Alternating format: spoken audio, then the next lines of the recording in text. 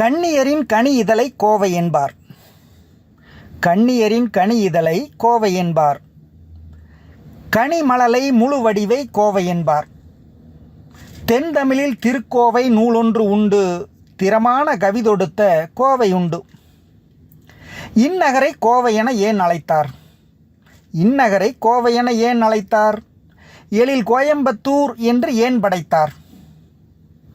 என் கருத்தை யான் சொல்வேன், தமிழ் அறிந்தோர் இது தவறென்று உரைத்தாலும் தவறேயாகும்.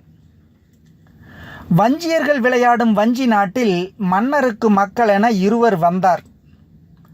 செஞ்சரத்து வில்லவனாய் வடவேற்சென்ற செங்குட்டுவன் ஒருவன், தமிழெடுத்து அச்சிலம்பை யாத்தளித்த இளங்கோ அண்ணல் அடுத்தொருவன்.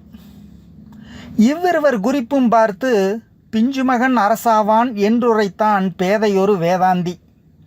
அதனை கேட்டு முன்னவனே நாடாள வேண்டுமென்று முடிமாற்றி உடைமாற்றி இளங்கோ அண்ணல் தன் நாட்டின் எல்லையிலோர் குடில் அமைத்தான். தனியாக சாத்தனுடன் தங்கிவிட்டான். அந்நாளில் இளங்கோவன் அமைத்த புத்தூர் அது கோவன் புத்தூராக பேரெடுத்து இந்நாளில் கோயம்புத்தூர் ஆயிற்று. இயல்பான உருமாற்றம், சரிதச் சான்று. நீலமலை சாரலில் நிலம் பிரித்து வளைந்து வரும் தென்றலினை நெளியவிட்டு வாள் போன்ற இதயத்தை பிள்ளையாக்கி பண்பினையும் அன்பினையும் துணைவராக்கி வாழுங்கள் என விட்டால் தமிழ் மூதாட்டி. வாழுங்கள் என விட்டால் தமிழ் மூதாட்டி. வாழுகின்றார் கோவையிலே நல்ல மக்கள். சூழ்கின்ற பண்பெல்லாம் கோவையில்தான், சுவையெல்லாம் பணிவெல்லாம் கோவையில்தான்.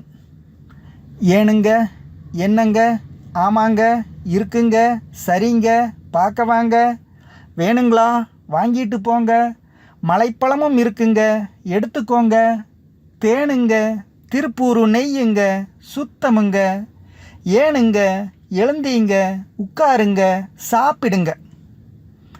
அப்பப்பா அப்பப்பா, கோவையிலே விருந்து வந்தால் 6 நாள் பசி வேண்டும், வயிறும் வேண்டும்.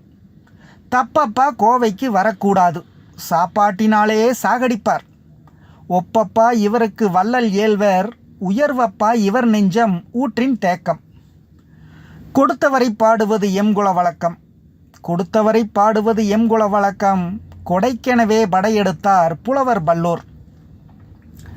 இனித்த சுவை பலம் கொடுத்த வள்ளல் பற்றி என்றவரை பாடிவிட்டால் அவ்வை தேவி. தனித்தனியே கனி வைத்து தேனும் வைத்து தந்தானை புகழ்ந்தானே கம்பன். அன்றும் கொடுத்தவனை புகழ்ந்ததுதான் புலவன் பாட்டு, குறையதற்கு நானும் அதை செய்து விட்டேன்.